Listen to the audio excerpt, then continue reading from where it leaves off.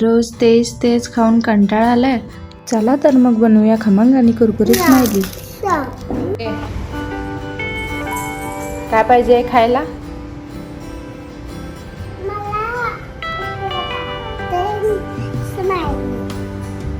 दोन बटाटे मी इथे स्वच्छ धुवून घेतलेले आहेत. बटाट्यांच्या सोबत थोडंसं खेळून झाल्यानंतर आता कामाचं बघूया. बटाट्याचे 4 भाग करून घ्यायचे व गरम पाण्यामध्ये त्याला शिजायला ठेवायचं. 10 ते 15 मिनिटात आपले बटाटे शिजतील. बटाटे आता आपले शिजलेले आहेत. तर सियाने थोडी मला मदत केलेली आहे बटाटे सोलायला. सर्व बटाट्यांच्या अशा साली काढून घ्यायच्या. त्यानंतर स्मॅशरने त्याला एकदम कोणतेही लम्प्स न राहतील अशा पद्धतीने स्मॅश करून घ्यायचा. यानंतर आपण यामध्ये 2 चमचे कॉर्नफ्लॉवरचं पीठ घालणार आहोत आणि चवीनुसार थोडंसं मीठ. हे सर्व मिश्रण आपण आता मिक्स करून घेणार आहोत. थोडं थोडं मसलून छान असं पीठ मळून घ्यायचं आहे. 10 ते 15 मिनिटे मसलून छान असा आपला डो आता तयार होणार आहे. तर त्यावर थोडंसं आपण तेल घालूया व 5 मिनिटे आणखीन थोडंसं आपण त्याला मसलून घेऊया. पीठ आपलं जितकं मऊ होईल तितकेच आपले स्माइली पण छान होतील आणि तुटणारही नाहीत. सो ही प्रोसेस अगदी व्यवस्थित करा. थोडंसं कॉर्नफ्लॉवरचं पीठ, त्यावरती मस्त डो ठेवायचा आहे व एक पोळी लाटायची आहे.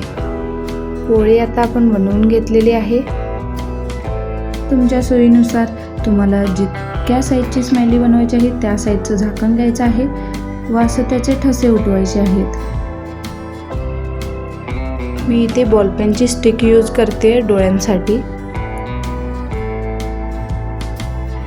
किती सुंदर टपोरे डोळे दिसत आहेत बघा.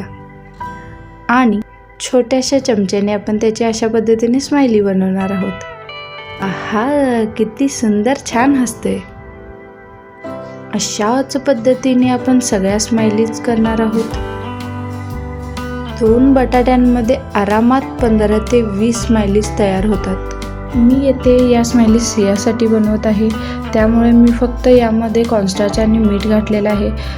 तुम्हाला जर बनवायच्या असतील स्वतःसाठी तर तुम्ही यामध्ये चिली फ्लेक्स आणि ऑरिगॅनो ॲड करू शकता.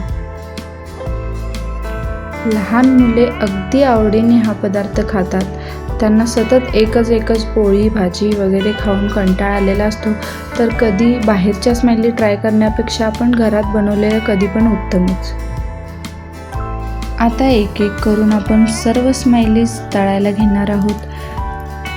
मीडियम फ्लेमवर 10 ते 15 मिनिटांमध्ये आपल्या स्माइलीज तयार होतात. अशा पद्धतीने गोल्डन रंग येईपर्यंत आपण आपल्या स्माइलीज भाजून घेणार आहोत. हीच प्रोसेस रिपीट करून आपण उरलेल्या स्माइलीजही तळून घ्यायच्या आहेत. आता आपल्या स्माइलीज तयार झालेल्या आहेत तर भांड्यामध्ये आपण काढून घेऊयात. तुम्ही पेरी पेरीचा मसालाही घालू शकता. खायला एकदम कुरकुरीत एकदम मस्त लागतात. आवाज ऐकला का? इथे का बसले तू? घ्या स्माइली.